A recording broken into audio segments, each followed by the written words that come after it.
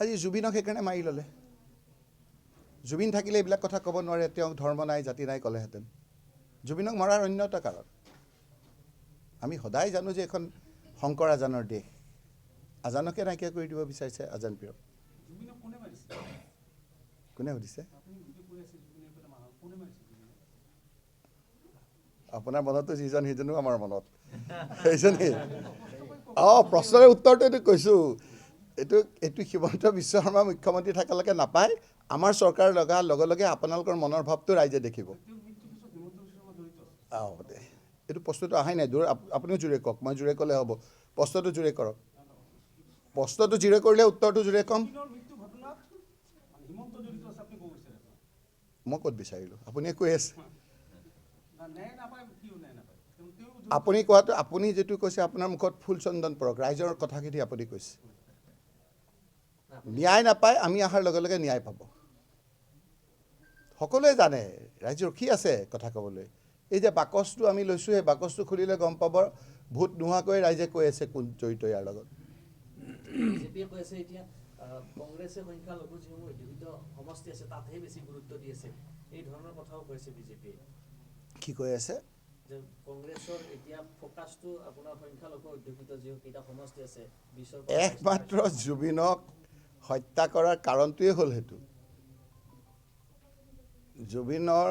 কথা বতৰাবিলাকত কি কৈছিলে অমুকক ভোট নিদিব মোৰ জাতি নাই মোৰ ধৰ্ম নাই কাক কৈছিলে ময়ে সেই দলটো আনিছিলোঁ ময়ে বিৰোধিতা কৰিছোঁ কোৱা নাছিলে কি পৰ্যায়লৈ যাব পাৰে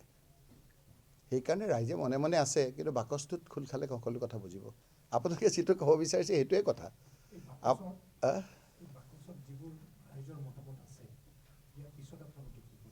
এই কথাবিলাক আমাৰ চালি জাৰি চাব এইটো এটা মানে কি আগতে আপুনি পাৰ্টিনেণ্ট কথা কৈছে মই চিৰিয়াছলি কৈছোঁ আগতে আমাৰ মেনিফেষ্টো হয় মেনিফেষ্টো আমি কিছু ইণ্টেলেকচুৱেল মানুহ কিছু লোকক মাতি আনি এটা ৰুমতে বহি পেলাই কৰোঁ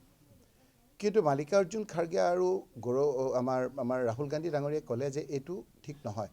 সেইকাৰণে তেওঁকো দেখিছে যে তেওঁ ক'ৰবাত হোটেলত বহিছে ক'ৰবাত চাহ খাইছে ৰাহুল গান্ধী ডাঙৰীয়াই সেই এটা আপোনাৰ ধৰি লওক জোতা ঠিক কৰা মুচিয়াৰ তাত গৈছে তেওঁলোকৰ অভাৱ অভিযোগবিলাক ইয়াত ঠাই পাব আৰু সেইকাৰণে আমি ইয়াৰ পৰা গোটেইখিনি নহ'লেও যিখিনি পাৰ্টিনেণ্ট কথা এতিয়া আপুনি ইয়াত ধৰি লওক আমি এই কথাখিনি জানাই নাই যে ডিলিমিটেশ্যনৰ ফলত ৰাইজৰ মনত ইমান ক্ষোভ আজি মাণিকপুৰৰ 57 কিলোমিটাৰ গৈ পেলাই আপোনাৰ হেডকোৱাৰ্টাৰ চিফ্ট কৰি দিছে ডিলিমিটেশ্যন কৰে মানুহৰ সুবিধাৰ কাৰণে আজি এটা সমষ্টি আছিল কুৰাজবংশী লোকসকলে ভাবি আছিল যে আমাৰ এইটো ছেফ চিট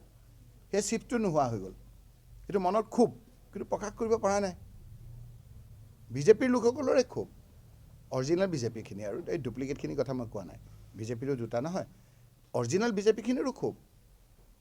অৰিজিনেল এজিপিখিনিৰো ক্ষোভ গতিকে সেই ক্ষোভখিনি বাস্তৱত পৰিণত হ'ব ইলেকশ্যনৰ সময়ত আমি গম পোৱা নাই যে বঙাইগাঁও অঞ্চলত ৰাইজৰ ইমান ক্ষোভ হিমন্ত বিশ্ব শৰ্মা আৰু বিজেপিৰ প্ৰতি আচ্ছা আৰু এটা খবৰ ওলাইছে আমছুৰ প্ৰাক্তন সভাপতি ৰেজাউল কৰিম চৰকাৰৰ আজি এটা বাতৰি ওলাইছে যে কংগ্ৰেছত যোগদান কৰিব এই কথাবোৰ আপোনাৰ কিমান সত্য কংগ্ৰেছত যোগদান কৰাৰ কথা ওলাই আছে আজি আমি গোটেইটো একটা বেলেগ এটা কাৰণত আহিছোঁ তথাপি আপোনালোকৰ এই কথাবিলাকতো আমি এতিয়ালৈকে শুনা নাই মই শুনা নাই কথাবিলাক আমাৰ এনে কিন্তু আছে যে আগত যে আপুনি দেখিছে এই পৱন সিং ঘাটোৱাৰ ডাঙৰীয়া তেওঁ আচাৰ আছিল তেনেকৈ আমাৰ মানুহ লয় কিন্তু এই কথাবিলাক এতিয়াও আপোনালোকে যিখিনি কথা সুধিছে সেই ধৰণৰ কথাবিলাকৰ আজি কোনো ডিছকাশ্যনৰ বিষয়বস্তু নহয় আৰু সেই কথাত আমাৰ এখতিয়াৰৰ বাহিৰত